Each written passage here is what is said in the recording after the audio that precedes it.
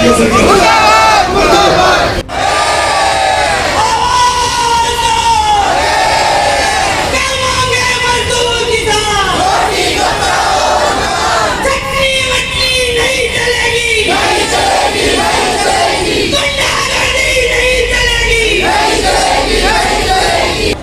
कूड़ा इकट्ठा हो गया है कि कमल को ना ढूंढता रह जाएगा, कमल को ढूंढता रह जाएगा कट्टर और मोदी। उम्र के तो बिल्कुल दायरे पे खत्म पे बैठे हैं, दोबारा पार्टी नहीं बना पाएंगे। हम आपके चैनल के माध्यम से कह देना चाहते हैं, जब तक इन 3480 सफाई कर्मचारियों की नौकरी बहाल नहीं होगी, अन्य मांग मुद्दों का टेबल पर बैठ करके समाधान नहीं होगा। ये हड़ताल आंदोलन लगातार जारी रहेगा। हमारे कर्मचारी तो अपनी उम्मीद लेके बैठे, कहीं ना कहीं तो भगवान इनकी सुनाई होएगी। निगम प्रशासन हमारी इस हड़ताल को तोड़ने के लिए तरह तरह की अफवाहें फैला रहा है, लेकिन ये विधायक तो इतना नीच है, क्या बोलूं मैं आपके चैनल के माध्यम से। ये लड़ाई तो हमारी रोजगार की है सर, तो जब तक रोजगार नहीं मिलेगा तो तब तक तो लड़ाई चलती ही रहेगी।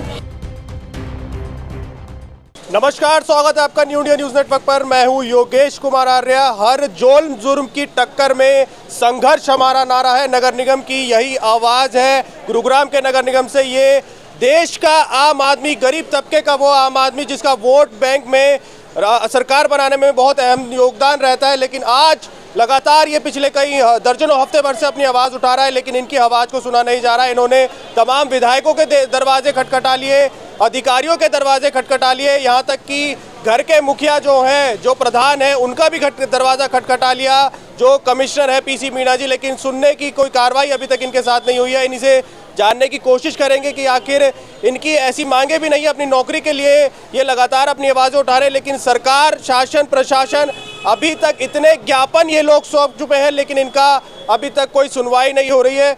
मैम से जान लेते हैं। मैम, लगातार आप लोग अपने प्रदर्शन कर रहे हैं और ऐसा भी कोई प्रदर्शन आपने नहीं किया जो उग्र हो, लेकिन जब भी शासन और प्रशासन के कानों पर जूं नहीं रेंग रही है? ऐसा कोई हमने नहीं छोड़ा जो हमने प्रदर्शन नहीं करा। सभी अधिकारियों को, सभी नेताओं के घर गए हम, जितने भी है, सुधीर सिंगला, राकेश दौलताबादी है, और ये कौन सा कई मंत्रियों के घर पे गए, कोई हमारी कोई सुनाई नहीं हुई, न प्रशासन कहाँ पे जूम नहीं चलती। 2 महीने से 3480 आदमी बैठे, इनका रोजगार चला गया, भूख के मारे कर्मचारी बैठे हुए बेचारे प्रशासन की। क्या लग रहा है आपको कि सरकार और जो ये राजनीति है उसमें कहीं ना कहीं आम आदमी पिस रहा है? ये लोग आते हैं ऐसी उम्मीद से कि आज सरकार सुनेगी, लेकिन क्या लग रहा है आपको किस तरह की राजनीति अभी आम आदमी के साथ होगी? देखिए, राजनीति अपनी राजनीति करे जाइए। हमारे कर्मचारी तो अपनी उम्मीद लेके बैठे हैं, कहीं ना कहीं तो भगवान इनकी सुनाई होएगी। ये राजनीति जब इनकी वोट की जरूरत होती है हमारे घर आते हैं, बहनों के हाथ जोड़ते हैं, भाइयों के हाथ जोड़ते हैं, उस टाइम तो ये हमारे पेट में उतर जाते हैं। हम भी सोचते भाई हमारे गुड़गांव विधायक है, हमारी मेहर करेंगे, हमारा कुछ दुख समझेंगे, लेकिन ये विधायक तो इतना नीच है, क्या बोलूँ मैं आपके चैनल के माध्यम से। 2 दिन सुधीर सिंगला के घर पे पढ़ाया दिया हमने, लेकिन इसे बंदे ने घर से बाहर निकल कर नहीं देखा। ये चंडीगढ़ भाग गया, भगोड़े है ये।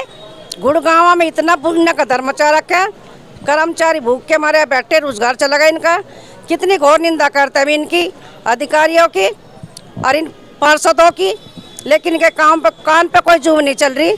हम फिर बार बार मांग करते हैं, गरीब कर्मचारी की क्या वो है, इनको रोजगार दीजिए और इनका बेचारा का मान सम्मान बढ़ाइए। बिल्कुल संघर्ष की सर ये लड़ाई है। जैसे मैम ने बताया कि डबल इंजन की सरकार यहाँ चल रही है, लेकिन जो विधायक है वो तो आम आदमी के लिए भगोड़े घोषित हो गए हैं, क्या कहेंगे?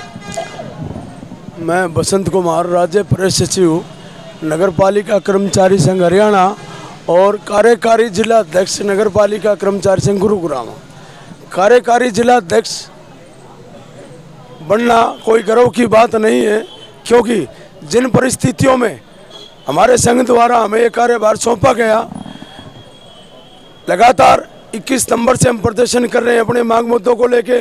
11 तारीख से निगम का 7000 कर्मचारी हड़ताल पर है। लगभग 2 महीने हो गए हम हड़ताल को करते हुए, हो जाएंगे अभी। और निगम प्रशासन ने हमारी हड़ताल से बौखला करके हमारे कर्मचारी नेताओं पर गलत एलिगेशन लगा करके साजिश के तहत हमारे 2 साथियों को गिरफ्तार करा के जेल भेज दिया। एक तीसरे साथी का नाम भी है उनका अभी तक कोई पता नहीं है, ना उनसे हमारा कोई संपर्क हो पा रहा है। हम तो ये भी कहना चाहते हैं, जब वो साथी ना घर है ना उसका कोई अता पता लग रहा है, कहीं उसको भी पुलिस प्रशासन द्वारा गुप्त तरीके से गिरफ्तार करके कहीं अज्ञात स्थान पर तो नहीं भेज दिया गया है। और निगम प्रशासन हमारी इस हड़ताल को तोड़ने के लिए तरह तरह की अफवाहें फैला रहा है, रोज गलत अफवाह फैला रहा है। निगम के कर्मचारी काम पर, हड़ताल खत्म होगी।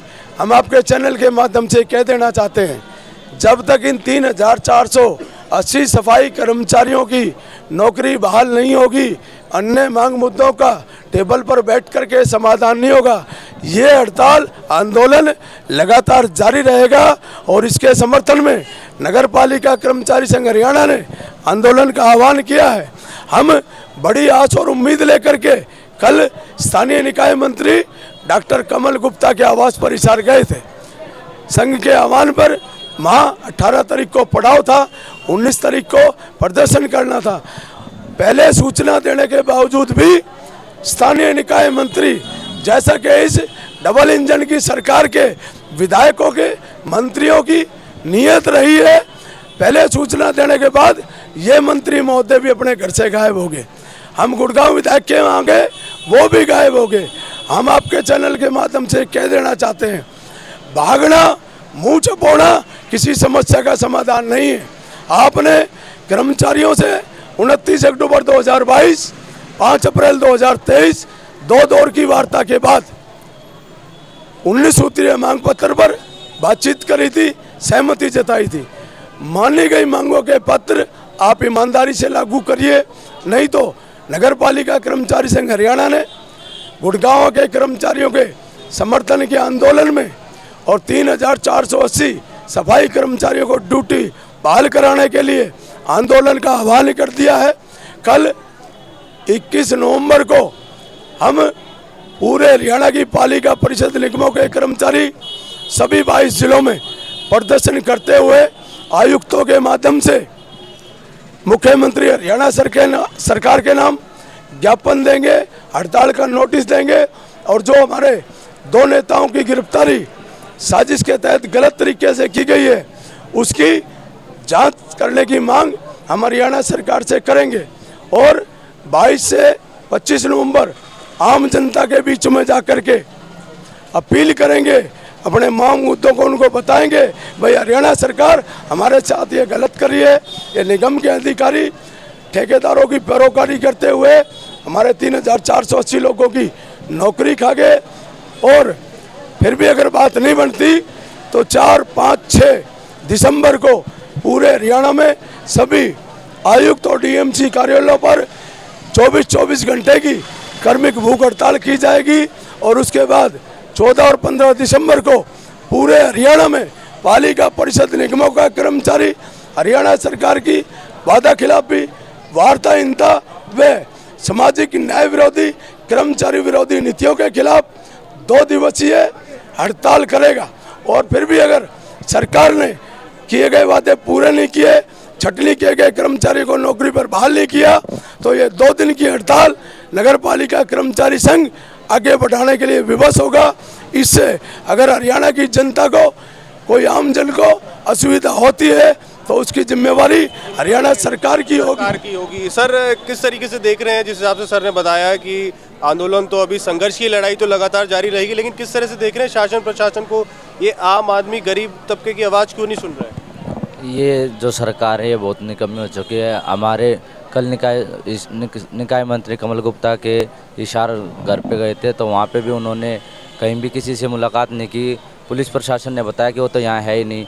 फिर उसी में हमें वहाँ पे प्रदर्शन किया और यहाँ लगातार प्रदर्शन हो रहा है। डबल इंजन का एक भी इंजन यहाँ पे दिखाई नहीं दे रहा कि ये आम आदमी की आवाज़ सुनाई दे। ये जब भी इनको हमारे द्वारा नोटिस दिया जाता है हड़ताल का, किसी भी चीज़ का, जब ये हमारे लेटर भी लेने नहीं आते, वहाँ पे मिलते ही नहीं है।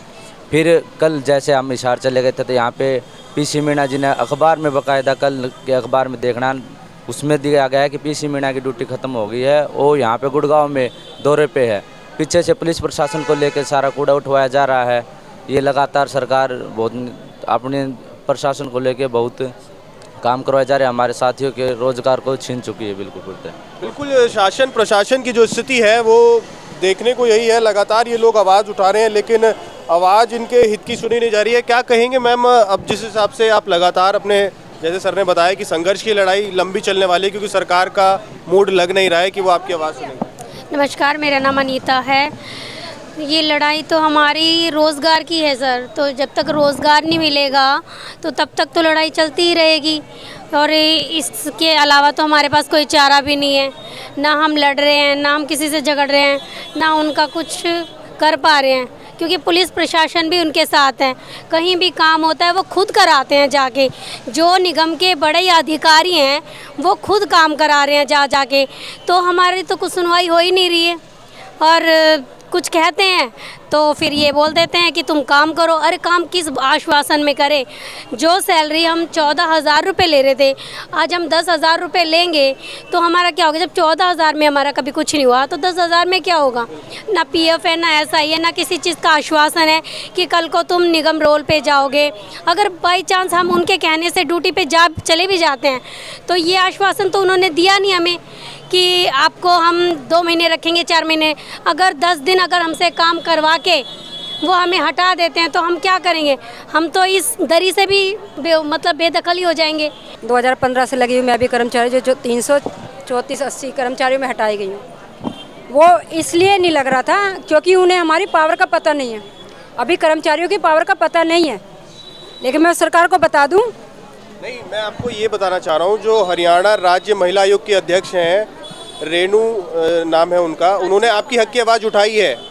रेणु नाम है उनका, रेणु भाटिया, आई थिंक रेणु भाटिया जी नाम है उनका। तो उन्होंने आपकी हक की आवाज़ उठाई थी, लेकिन नगर निगम के जो रेणु भाटिया जी हरियाणा राज्य पवार थी, वो अर्चना पवार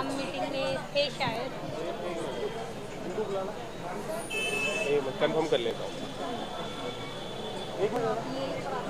तो मैम, नगर निगम के साथ लगातार मीटिंग्स भी चल रही हैं और सब कुछ हो रहा है, लेकिन लग नहीं रहा है कि जो ये यहाँ पे काफ़ी संख्या में महिलाएं भी हैं कि इनकी हक की आवाज़ को सुना जा रहा है। वो हक की आवाज़ यूँ नहीं सुन रहे क्योंकि हमेशा से हमें हल्के में ले रहे थे। ये हमेशा से हल्के में ले रहे थे क्योंकि ज़्यादातर हमारी तादाद होती थी ना अनपढ़ों की होती थी। लेकिन मैं सरकार को बता दूँ कि आज हम कर्मचारी तो हैं, सफाई का काम जरूर कर रहे हैं, लेकिन हम ज़्यादातर अनपढ़ नहीं हैं। ज़्यादातर मेरी बहनें और मेरा भाई सारे पढ़े लिखे हैं। तो इस सरकार को मैं बता दूं, इस बार की जो लड़ाई होगी ना वो इतिहास में अपना नाम दर्ज कराएगी।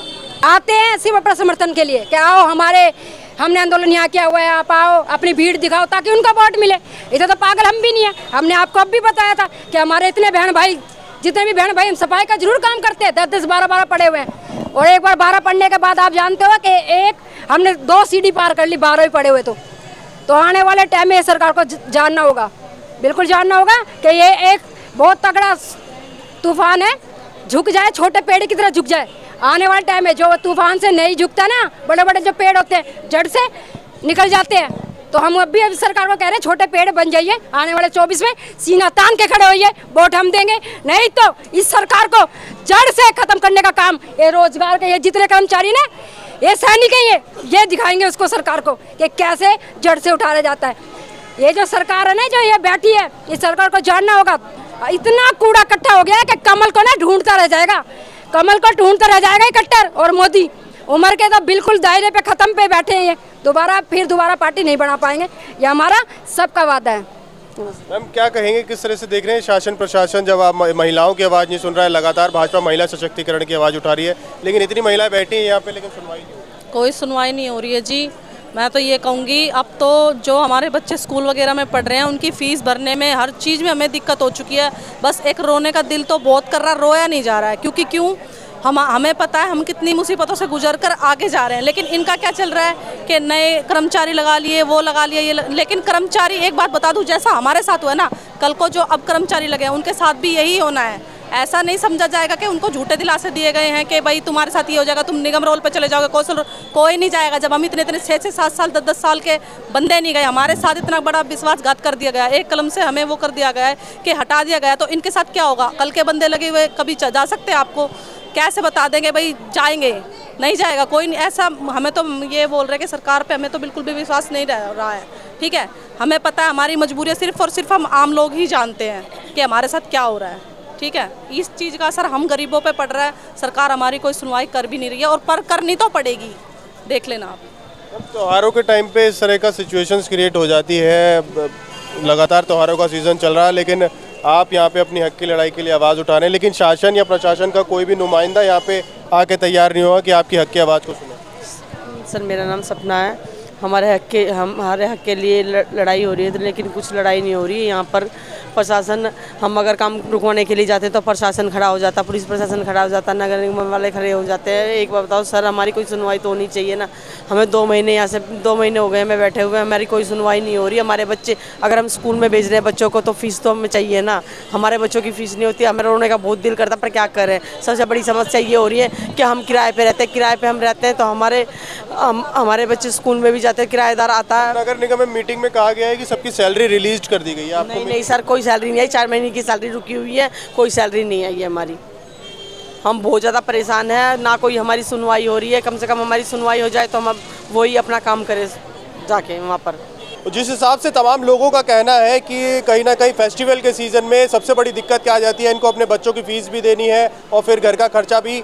नगर निगम की मीटिंग्स में ये बताया गया था, हम भी उस मीटिंग में मौजूद थे, न्यू इंडिया न्यूज़ नेटवर्क भी उस मीटिंग में मौजूद था, लेकिन उस मीटिंग में बताया गया कि सबकी सैलरी रिलीज हो गई थी। लेकिन लोगों का कहना है कि 4-4 महीने से अभी तक यहाँ पर किसी प्रकार की कोई सैलरी रिलीज नहीं हुई है।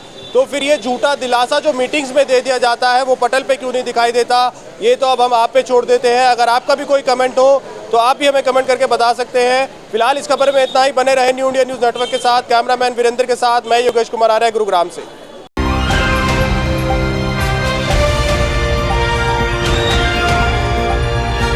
दिल्ली, हरियाणा, उत्तर प्रदेश, राजस्थान की हर खबर के साथ देखते रहिए न्यू इंडिया न्यूज़ नेटवर्क।